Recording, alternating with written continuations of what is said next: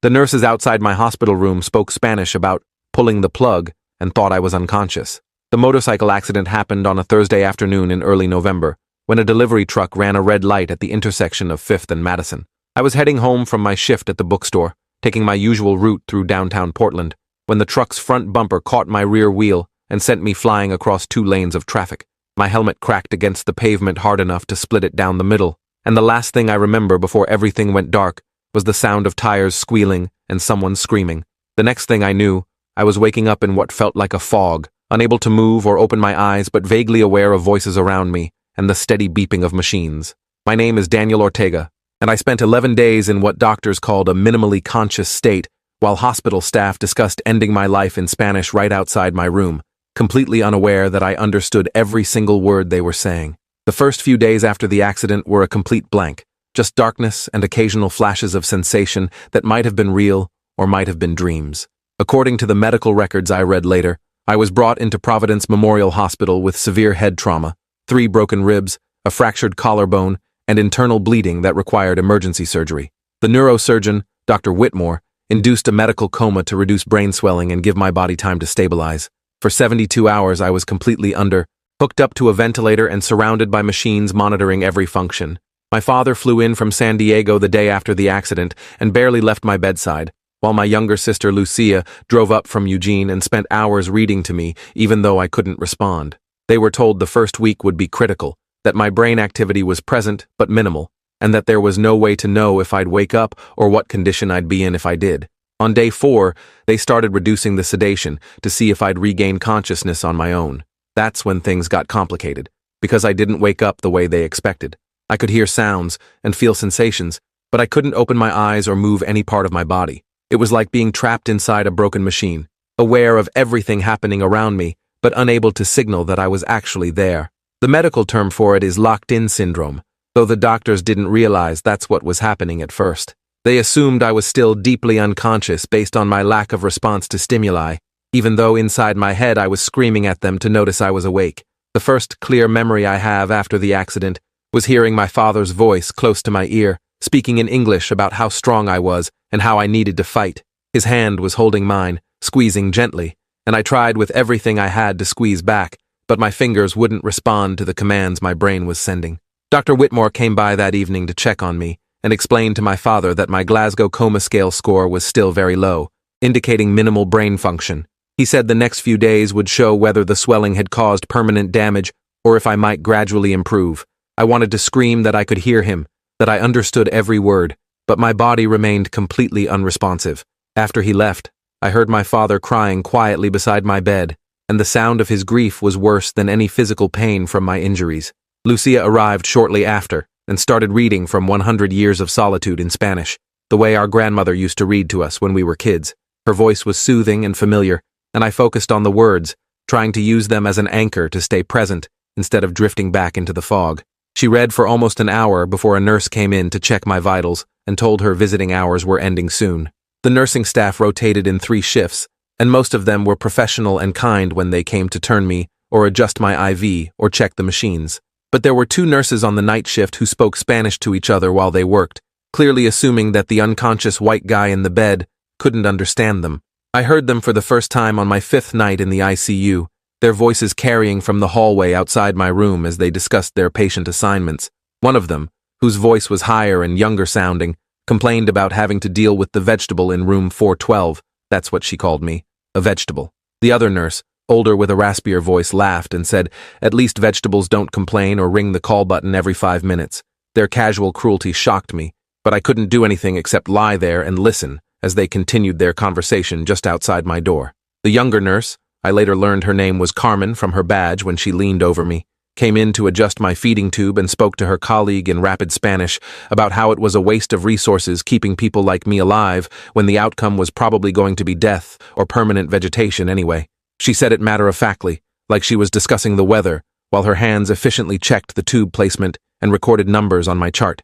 The older nurse, whose badge read loose, agreed and mentioned that the family was in denial about the prognosis, that they needed to accept he wasn't coming back and let nature take its course. I felt a surge of rage so intense that I tried again to move, to open my eyes, to do anything that would show them I was aware, but my body remained frozen. They finished their tasks and left, and I was alone with the knowledge that my night shift nurses had already written me off as a lost cause not worth saving. Over the next several days, I became more alert inside my paralyzed body, able to track time better and distinguish between different voices and sounds. My father visited every day, usually in the morning before he had to make work calls from the hospital cafeteria. Lucia came in the afternoons and continued reading to me in Spanish, switching between novels and news articles to keep the content varied. Dr. Whitmore stopped by twice daily to check my progress and adjust medications, always speaking to my family in careful, measured tones about realistic expectations and the possibility that I might never regain meaningful consciousness. Meanwhile, the nursing staff continued their routines, some treating me with dignity and care, others talking about me like I was already dead. Carmen and Luz worked the night shift from 11 p.m. to 7 a.m., and I came to dread their arrival each evening because I knew I'd have to listen to them discuss my case in Spanish with the casual callousness of people who'd become desensitized to suffering. On day 8, something changed in the medical team's approach to my care. I heard Dr. Whitmore talking to a colleague outside my room about the costs of long-term ICU care and the ethical considerations of continuing aggressive treatment for patients with poor prognoses. He mentioned that my insurance had already been billed over $200,000 and that the hospital ethics committee might need to get involved soon if I didn't show signs of improvement. His colleague, another doctor whose voice I didn't recognize, suggested that the family should be counseled about palliative care options and the possibility of withdrawing life support. The conversation was in English and carefully worded, but the message was clear. They were starting to give up on me. That night, Carmen and Luz were more explicit in their Spanish discussions outside my room. Carmen said she'd heard the doctors were going to recommend pulling the plug soon, and Luz responded that it was about time because keeping brain-dead patients on machines was just prolonging the inevitable and taking up beds that could go to people who actually had a chance. I felt panic rising in my chest, which was ironic because I couldn't even control my own breathing without the ventilator. They were talking about ending my life based on the assumption that I wasn't aware, that I couldn't hear or understand or feel anything. But I was there, trapped behind the prison of my own body, desperately trying to find a way to communicate that I was still present and fighting. Carmen came into my room to check my catheter, and I heard her tell Luz in Spanish that she gave it another week maximum before the family agreed to disconnect everything. She said families always held on too long, making the patient suffer needlessly when the merciful thing would be to let them go. Her hands were rough as she adjusted the tubing, and I wanted to scream at her that I could feel that I wasn't some inanimate object she could manhandle. She finished her task and left, making a comment in Spanish about how at least I didn't require much work, since I couldn't move or respond to anything. The next morning, my father arrived earlier than usual, and I could hear the exhaustion in his voice when he greeted the day shift nurse. He'd been sleeping in the hospital waiting room for over a week, leaving only to shower at a nearby hotel and make necessary phone calls. Lucia had gone back to Eugene temporarily to handle some work obligations, but called multiple times a day for updates. Dr. Whitmore came by during morning rounds and asked my father to step into the hallway for a private conversation.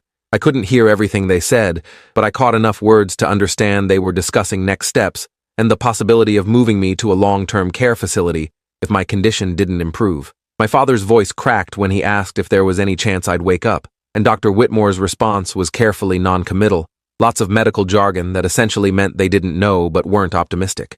After the doctor left, my father came back to my bedside and held my hand in silence for a long time. I could feel the warmth of his palm against mine and the slight trembling of his fingers, and I concentrated every bit of mental energy I had on trying to squeeze back, trying to move even a millimeter to show him I was there. Nothing happened. My hand remained limp and unresponsive, and eventually my father let go and left to make phone calls. I spent the rest of the morning alone, except for periodic nurse visits, practicing in my head how I might move different body parts. I started with my fingers, trying to remember what it felt like to curl them into a fist, then moved to my toes, then my eyelids. Everything stayed frozen, like the connection between my brain and my body had been severed completely. By afternoon, I was exhausted from the mental effort, even though I hadn't physically moved at all. Lucia called and spoke to the day shift nurse, asking for an update on my condition. The nurse, a kind woman named Dorothy, who always explained what she was doing before touching me, gave a gentle but honest assessment that there had been no change in my responsiveness. I heard Lucia crying on the other end of the phone, and Dorothy stayed on the line with her for several minutes, offering comfort and encouragement. That night, Carmen and Luz returned for their shift, and their Spanish conversation outside my room was darker than usual. Carmen mentioned that she'd overheard Dr. Whitmore talking to a social worker about my case, discussing the process for getting family consent to withdraw life support. Luce said she'd seen it happen dozens of times, families clinging to false hope until the medical bills became overwhelming and they finally accepted reality.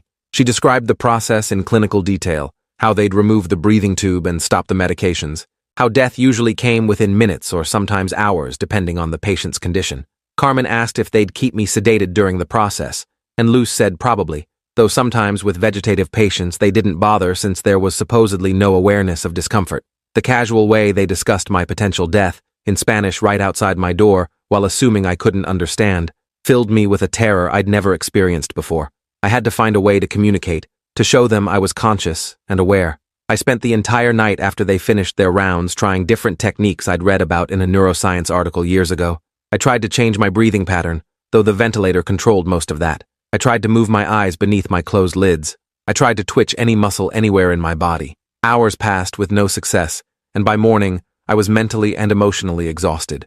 My father arrived and resumed his usual position beside my bed, talking quietly about nothing important, just filling the silence with the sound of his voice. He mentioned that my boss from the bookstore had called asking about me, and that my apartment rent was paid through the end of the month. Small, practical details that felt both mundane and profound, reminders of the life I'd been living just over a week ago that now seemed impossibly distant. Dr. Whitmore came by late morning with another doctor I'd heard before, an ethics specialist named Dr. Patel. They asked my father to join them in a conference room for a family meeting, and the serious tone of their voices made it clear this wasn't going to be good news. I was left alone with just the machines beeping around me, and I tried once again to move something, anything, to create some visible sign that I was conscious. My right index finger was resting on top of the blanket, and I focused every ounce of concentration on that single finger, imagining it lifting, bending, twitching, any movement at all. Nothing happened. After what felt like hours, but was probably 30 minutes, my father returned to the room, and I could tell immediately from his breathing that he'd been crying. He sat down heavily in the chair beside my bed and took my hand again, holding it between both of his. His voice was thick with emotion when he started speaking in Spanish, addressing me directly for the first time. He said the doctors had told him my brain activity wasn't improving and that the longer I stayed in this state, the less likely I was to recover meaningfully. He said they'd recommended considering palliative care and possibly withdrawing life support to let me go peacefully. He was crying openly now, his tears falling on our joined hands, and he said he didn't know what to do, that he'd promised my mother before she died that he'd always take care of us kids, but he didn't know if keeping me on machines was taking care of me or just prolonging suffering. He begged me, if I could hear him at all, to give him a sign, any sign, that I was still in there fighting. His desperation and pain were overwhelming, and I strained with every fiber of my being to respond, to squeeze his hand or move my finger or open my eyes. For several minutes, nothing happened while he sat there crying and holding my limp hand. Then, so faintly I almost missed it myself, I felt something in my right index finger. Not movement exactly, but a sensation, like the beginning of connection being reestablished. I focused on that feeling, nurturing it, encouraging it, trying to amplify it into actual motion. My father was still talking, saying he loved me, and that he'd understand if I needed to let go, that I shouldn't fight for his sake if I was ready to rest. But I wasn't ready, and I wasn't giving up, and I pushed every bit of mental energy I had into that index finger. It moved, just barely, maybe half a centimeter, but it definitely moved against his palm. I felt it, and more importantly, I felt him feel it. His sharp intake of breath told me he'd noticed, and his voice changed immediately, becoming urgent and hopeful. He said my name, asked if I'd moved on purpose, begged me to do it again if I could. I tried, focusing on the same finger, and after several seconds of intense concentration, it twitched again, slightly more pronounced this time. My father started yelling for the nurse, his voice echoing down the hallway, and within seconds Dorothy came rushing in asking what was wrong. He told her my finger had moved, that he'd felt it twice, and she moved to my bedside to check. She asked him to stay quiet and observe while she tested my responses, speaking to me in a clear voice and asking me to move my finger if I could hear her. I concentrated hard and managed another small twitch. Dorothy's professional composure cracked slightly, and she said she'd seen it too, that she was going to page Dr. Whitmore immediately. She left quickly, and my father stayed beside me, holding my hand and talking nonstop in Spanish, encouraging me to keep trying, telling me I was going to be okay.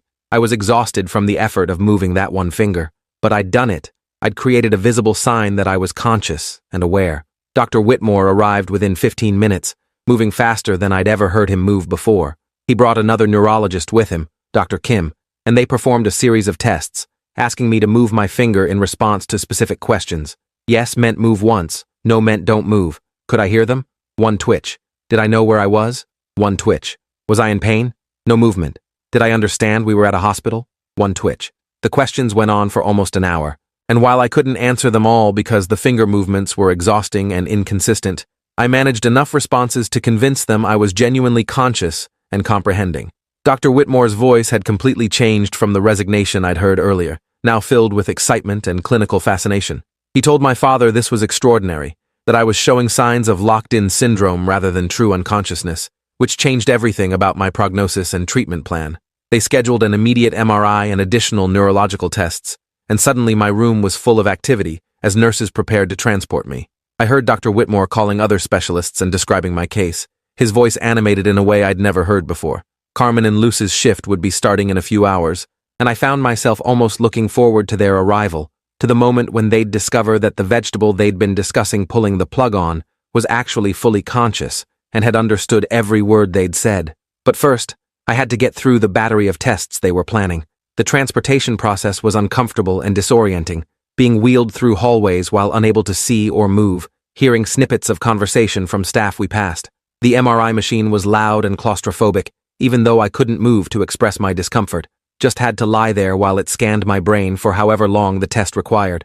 When they brought me back to my room, my father was waiting with Lucia, who'd driven back up from Eugene as soon as she heard the news. She was crying and holding my hand, speaking rapidly in Spanish about how she'd known I was still there, that she'd felt it when she was reading to me. The doctors explained that the MRI showed significant brain activity in the regions responsible for consciousness and comprehension, confirming that I was aware despite my inability to move or communicate normally. They said locked-in syndrome was rare but well documented, and that with intensive therapy, some patients could regain limited movement and develop alternative communication methods. The prognosis had shifted from terminal to challenging, but potentially manageable, and the entire tone around my care changed immediately. Dr. Whitmore apologized for the earlier discussions about withdrawing support, explaining that without clear signs of consciousness, they'd had no way of knowing I was aware and had assumed I was in a persistent vegetative state.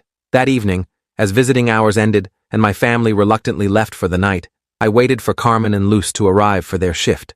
Dorothy briefed them during the handoff, explaining the dramatic developments with my case and the new diagnosis of locked-in syndrome. I couldn't see their faces, but I heard the change in their voices, suddenly professional and careful, no longer speaking in Spanish about me like I was an inanimate object. Carmen came in to check my vitals and spoke to me directly in English, explaining what she was doing before touching me, her voice notably gentler than the rough efficiency of previous nights. Luce followed shortly after, and also addressed me by name, asking if I needed anything adjusted for comfort. The irony wasn't lost on me that discovering I was conscious had instantly transformed me from a vegetable to a patient deserving of basic dignity and care. Over the next few days, the medical team established a more sophisticated communication system using eye movements, which I'd started to regain limited control over. They set up a board with letters and common words, and I could slowly spell out messages by looking at different positions. It was exhausting and painfully slow, but it was communication, proof that I was a person with thoughts and needs, and not just a body being kept alive by machines. My father stayed by my side constantly, and Lucia took family leave from her job to help coordinate my care. One of the first things I spelled out once I had enough control was a message asking to speak to someone in hospital administration. My father wasn't sure why, but he honored the request and arranged for a patient advocate to visit my room. The advocate, a middle-aged woman named Patricia, who'd worked at the hospital for 20 years, introduced herself and explained she was there to address any concerns about my care. Using the eye-tracking board, I slowly spelled out a message that took almost 30 minutes to complete. I told her about Carmen and Luce, about their conversations in Spanish outside my room, about how they'd called me a vegetable, and discussed pulling the plug while assuming I couldn't understand them. I explained that I was fluent in Spanish, that I'd heard and understood everything, and that their behavior while I'd been unable to defend myself was completely inappropriate. Patricia's face went pale as she read my laboriously spelled message, and she asked several clarifying questions to make sure she understood correctly. My father, who'd been watching the whole exchange, looked horrified when Patricia explained what I'd communicated. Patricia took detailed notes, including the specific dates and times I remembered their conversations, and assured me this would be investigated immediately. She apologized profusely on behalf of the hospital and promised that appropriate action would be taken. I spelled out that I wasn't trying to get them fired necessarily, but that they needed to understand their patients might be aware even when they appeared unconscious, and that everyone deserved to be treated with dignity regardless of their condition. Patricia thanked me for coming forward and said this was exactly the kind of feedback that could improve care for other patients in vulnerable situations. After she left, my father held my hand and said he was proud of me for speaking up, that it took courage to report mistreatment when you were still dependent on the same system for your care. The hospital administration moved quickly. Within 2 days, both Carmen and Luz were removed from my care team and placed on administrative leave pending a full investigation. I learned later from Dorothy that several other patients' families had also complained about Carmen's bedside manner in the past, but nothing had been done because the complaints were always secondhand or subjective. My account was different because I'd understood their Spanish conversations and could provide specific details about what they'd said and when. The investigation expanded to include a review of their patient care records and interviews with other staff members. Dorothy mentioned that the incident had sparked a larger conversation about patient dignity and the assumptions staff sometimes made about unconscious or unresponsive patients. My recovery was slow but steady. After 2 weeks, I'd regained enough muscle control to breathe on my own, and they removed the ventilator, which felt like a victory, even though I still couldn't speak. Physical and occupational therapists worked with me daily, helping me relearn basic movements that most people took for granted. My right hand was the first to show significant improvement, progressing from single finger twitches to being able to grip objects weakly. Speech therapy started once I could control my facial muscles enough to attempt forming words, though my voice was hoarse and barely audible at first. Every small milestone felt monumental after spending days completely trapped inside my paralyzed body. My father documented everything, taking photos and videos that he said we'd look back on someday as evidence of how far I'd come.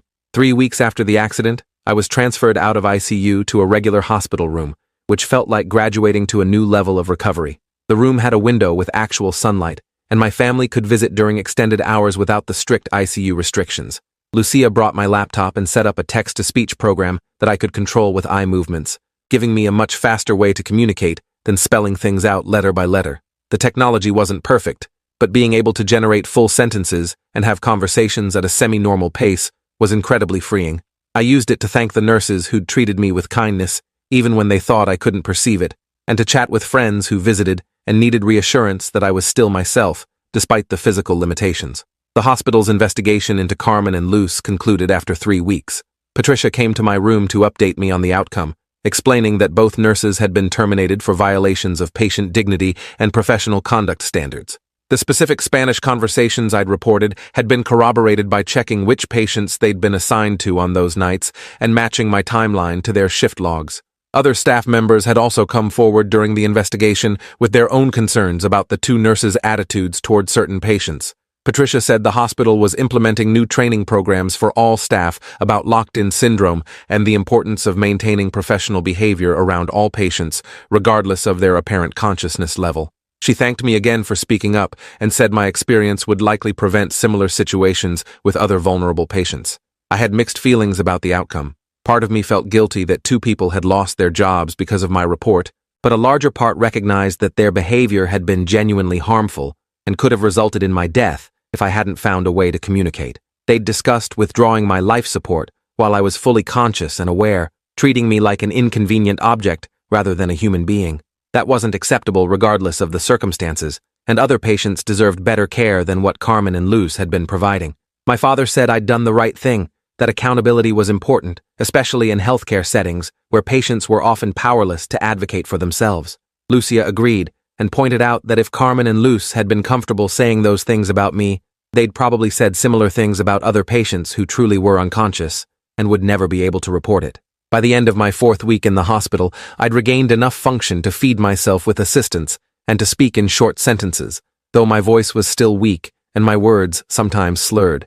The neurological team was cautiously optimistic about my continued recovery, though they emphasized that locked-in syndrome was unpredictable, and I might always have some level of physical limitation. I was scheduled to transfer to an intensive rehabilitation facility where I'd spend several months working on regaining as much independence as possible. The physical therapy sessions were brutal, requiring me to relearn movements my body had forgotten how to perform, but I pushed through them with determination, fueled partly by the memory of lying paralyzed while nurses discussed ending my life. That experience had given me a fierce appreciation for every tiny bit of autonomy I could reclaim. Dr. Whitmore came to check on me one last time before my transfer, and we had a conversation using my text-to-speech program about everything that had happened.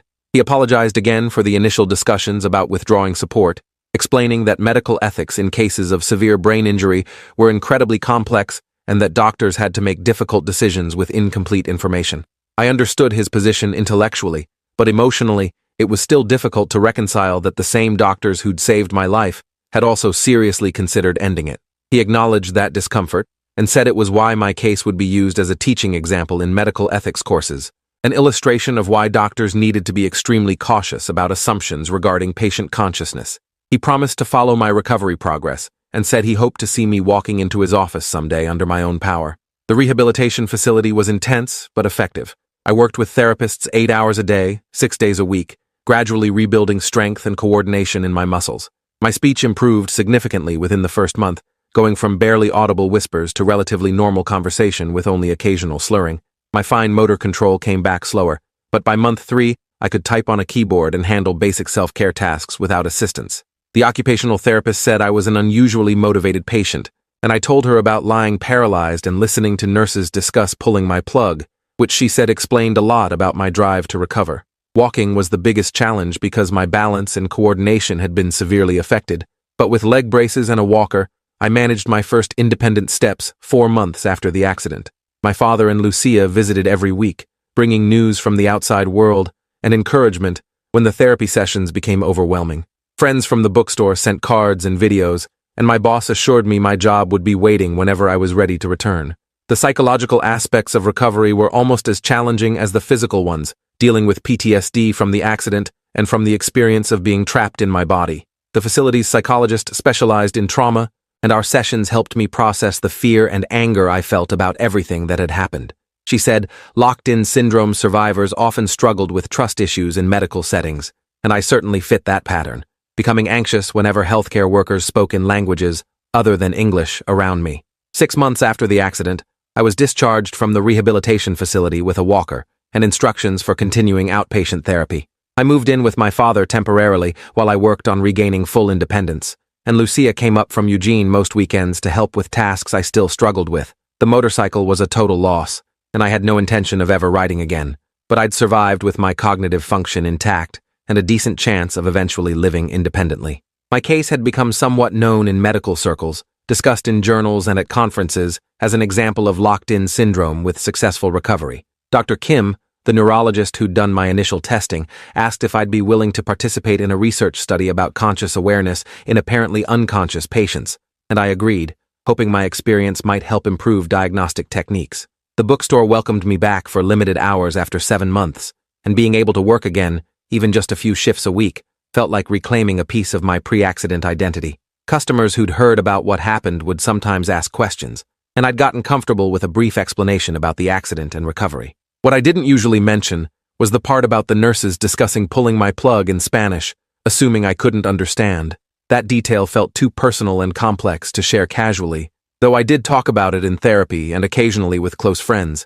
It had fundamentally changed how I viewed medical care and patient advocacy, making me much more aware of how vulnerable people in hospitals truly were. Carmen and Luz's termination had been the talk of the hospital nursing staff for weeks, according to Dorothy, who stayed in touch with periodic updates. Some nurses had been shocked by their behavior, while others had defended them, saying they'd just been venting and hadn't meant any real harm. That division bothered me because it suggested some healthcare workers still didn't fully grasp that unconscious or unresponsive patients might be aware and deserving of the same respect as alert patients. The hospital's new training program was supposedly addressing that issue, but changing institutional culture took time. I hoped that my willingness to report what I'd experienced might make at least some staff members think twice before assuming their patients couldn't hear or understand them. A year after the accident, I attended a support group for locked-in syndrome survivors and families, something my psychologist had recommended. The group met monthly at a community center, and I was surprised by how many members there were, people at various stages of recovery or living with permanent limitations. Hearing their stories and sharing mine created a sense of community I hadn't realized I needed. Many of them had experienced similar issues with medical staff making assumptions about their awareness, and several had stories about inappropriate conversations they'd overheard while appearing unconscious. One man described hearing his own wife discuss whether to divorce him while he was supposedly in a vegetative state, a betrayal that had poisoned their relationship even after his recovery.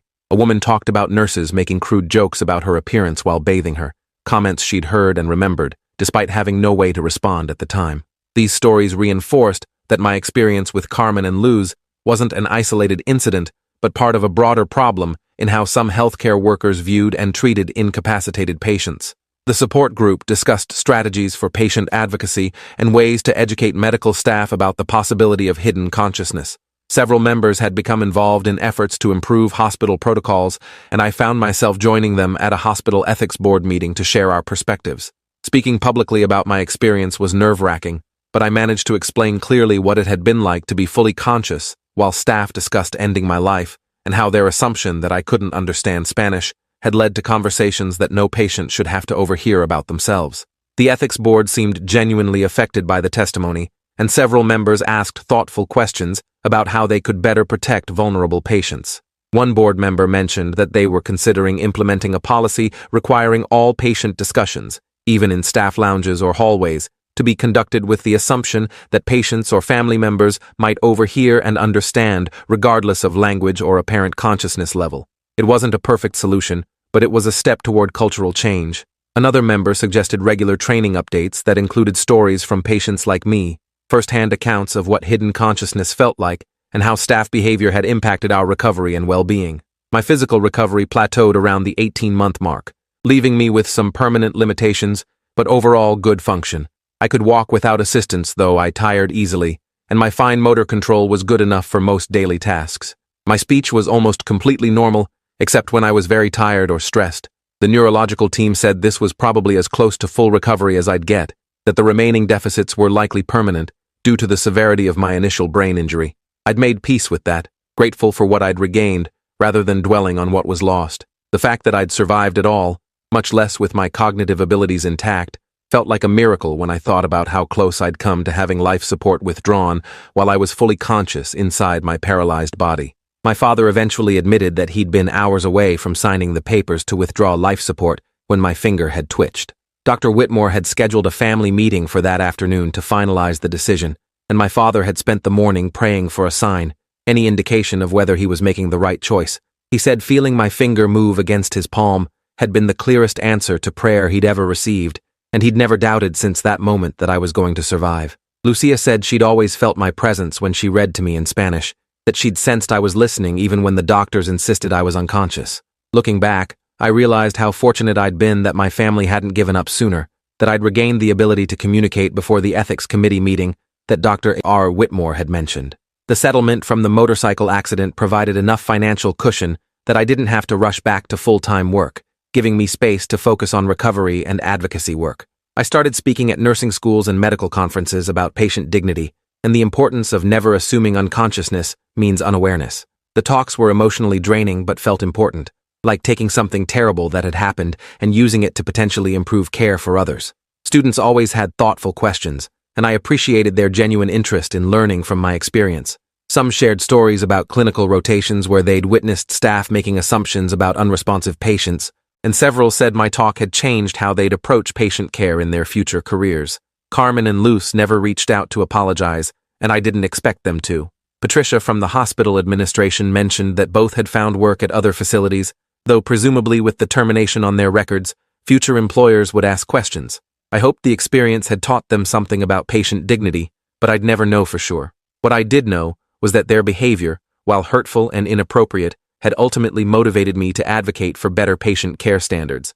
If they'd treated me with basic respect and dignity during those 11 days when I was locked in and vulnerable, I might not have become involved in healthcare advocacy at all. Sometimes the worst experiences push people toward their most meaningful work. 2 years after the accident, I was invited to speak at Providence Memorial Hospital's staff appreciation event, which felt surreal given that I'd been a patient there fighting for my life. The invitation came from Dr. Whitmore, who explained that the hospital wanted to acknowledge how my case had transformed their approach to patient care and consciousness assessment. I accepted, though I was nervous about returning to the place where I'd experienced such trauma.